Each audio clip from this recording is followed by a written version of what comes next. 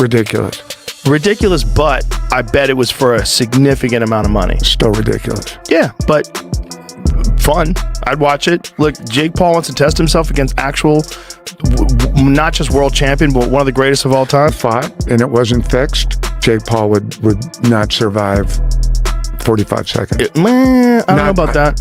I think it would take a few rounds. Really? But yeah. First of all, Jake is a lot bigger. Jake's a lot bigger. But what way would they fight? About the number. If it was about the number, we could have started up. I would have tell you, I'm not just interested. It makes no sense for me. It's not my what I'm looking at right now. Joe Rogan was left absolutely stunned upon learning that Jake Paul had reportedly offered Francis Ngannou the chance to be his next opponent after the cancellation of his scheduled fight with Gervonta Davis. During his podcast, Rogan described the potential matchup as insane and nearly reckless for Jake Paul, considering the massive risk involved. He emphasized that Ngannou, a former UFC heavyweight champion turned boxing powerhouse, is among the most dangerous punchers in the entire world of combat sports, questioning whether Jake truly realized what he was getting himself into. Despite his concerns, Rogan admitted that if such a fight were to actually happen, it would turn into a massive global spectacle that fans everywhere would be eager to watch. Nikista calls Francis. This is Francis telling the story. Nikista calls Francis and says, hey, we need your help. We need an opponent for Jake. Tank is out. And Francis says, all right. And Francis says, well, how can I help you? Nikista says, well, we're looking at an opponent for Jake. Tank Davis is out. And Francis says, all right, but specifically, how can I help you? Nikista takes a third swing at the bat. He says, well, we need an opponent. We need a boxer. We need a partner. We need somebody to fight Jake. Tank is out. And Francis asks him again, okay, what Jake Paul's planned exhibition fight with Gervonta Davis was called off after serious legal allegations began piling up against Davis, forcing Paul and his team to urgently search for a new opponent. Among the potential replacements mentioned was Francis Ngannou, the former UFC heavyweight champion who has successfully transitioned into boxing. Known for his incredible power, imposing size, and global fame, Ngannou is widely regarded as one of the most dangerous and intimidating figures in all of combat sports. I think the fight is going to be completely canceled and rescheduled, and now we have potential opponent names and some people being ruled out coming into today. This is not a joke. It was said by Mike Coppinger and others that the #1 candidate to replace Tank Davis in a Jake Paul fight, probably on a different date, was going to be Francis Ngannou. What the f? But we have an update on that and other potential names that Jake could fight. Again, I think on a separate date, and why I think the Jake and Tank fight is completely off. No more, maybe, no more, we don't think it'll happen. I think Michael Bisping highlighted the massive size difference in the rumored matchup between Jake Paul and Francis Ngannou, noting that Paul's original opponent, Gervonta Davis, was a much smaller lightweight before their fight fell through. Bisping pointed out that moving from someone like Davis to a powerhouse such as Ngannou places Paul at completely opposite ends of the spectrum in terms of physical size and challenge. He emphasized that this drastic shift from facing a smaller, quicker fighter to taking on someone with Ngannou's immense strength, reach, and knockout power creates a clear mismatch not only in skill and experience, but also in sheer physical dominance and the level of danger involved. Mike Tyson, who's 58, Anderson Silva, who was way past his prime, people like Nate Diaz, who were way smaller. Gervonta Davis really did take the piss. I mean, that was just the craziest shout ever. To go from fighting Gervonta Davis, way smaller, to now boxing Francis Ngannou. I mean, listen, if he does it, fair play. But I just call #1 bullshit on this brother, because I don't see this happening. No. This is #1 bullshit. I just don't believe it. I don't believe it at all. Nate Diaz, yeah, 100%. I mean, he beat him once already. I'm sure Nate Diaz would love to get another big payday, because obviously boxing on Netflix and going up against Jake Paul, given his success, given the name that he has, and given the magnitude of his events, Nate Diaz would get paid an absolute fortune once again. We know that it wasn't too long ago Jake Paul was talking about boxing Anthony Joshua. And that never came to fruition. There's absolutely no way he would box Anthony Joshua. If he did, if he was to do something like that, whether it be Anthony Joshua or Francis Ngannou, I'd give him his props. I'd give him his credit. And you never know. Maybe he would do it just for the clout. Because in many ways it would be, sorry about the airport notifications, it would be, you know, an admirable thing to do. And it will be Jake Paul taking on somebody bigger. According to Francis Ngannou, the approach from Jake Paul's team about stepping in as a replacement for Gervonta Davis completely caught him by surprise. He explained that the offer came suddenly and didn't align with his current professional plans. Although financial terms were reportedly part of the discussion, Ngannou declined the proposal, saying the conditions and timing simply didn't make sense for him. He also questioned how moving from a lightweight like Davis to someone of his size and caliber could be viewed as a logical replacement, stressing that his decision wasn't about chasing a payday, but about ensuring that any fight he accepts makes true competitive and professional sense. I'm like, who's Jake? You know, like, I was so confused, you know, like, I wasn't expecting that at all. And he said, yeah, Jake Paul, you know, he's fighting. And I'm like, no, bro, come on. Don't disrespect me like that. And then they even say, like, they even come out after and say, and what if the number are good? He sent out some number. I'm like, it's not about the number.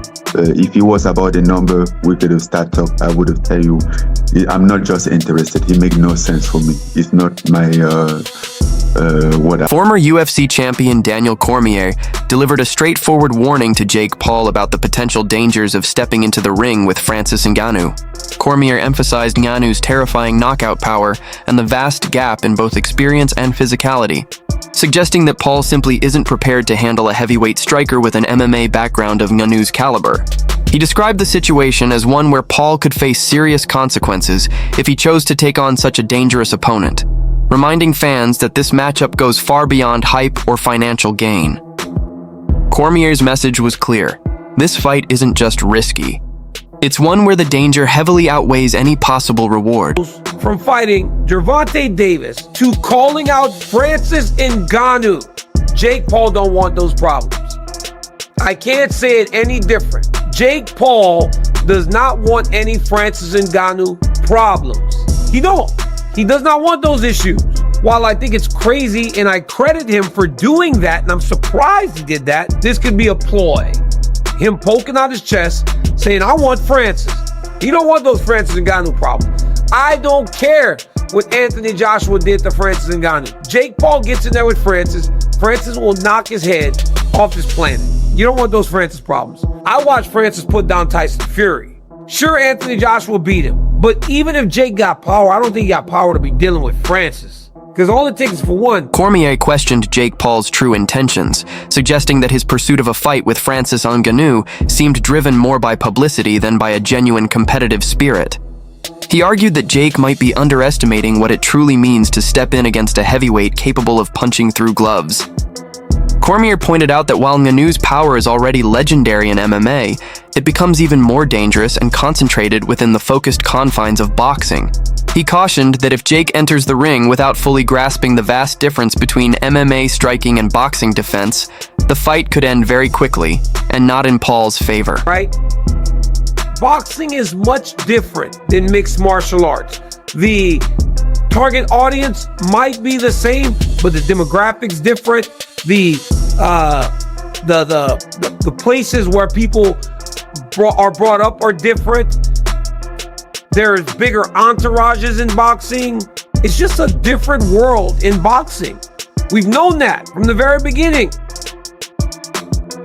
We know that Gervonta Davis was not going to just play to Jake Paul's rules. I still don't know exactly why this thing is falling apart, but it is falling apart bad. It is bursting at the seams. We are almost exactly where we should have never started. This should have never gotten started, but it did. But we are almost now exactly where we need to be in the fight, and that's it. Several combat sports analysts have labeled the idea of Jake Paul facing Francis Ngannou on extremely short notice as a highly risky and illogical move, not only for Paul, but also for the overall fight narrative.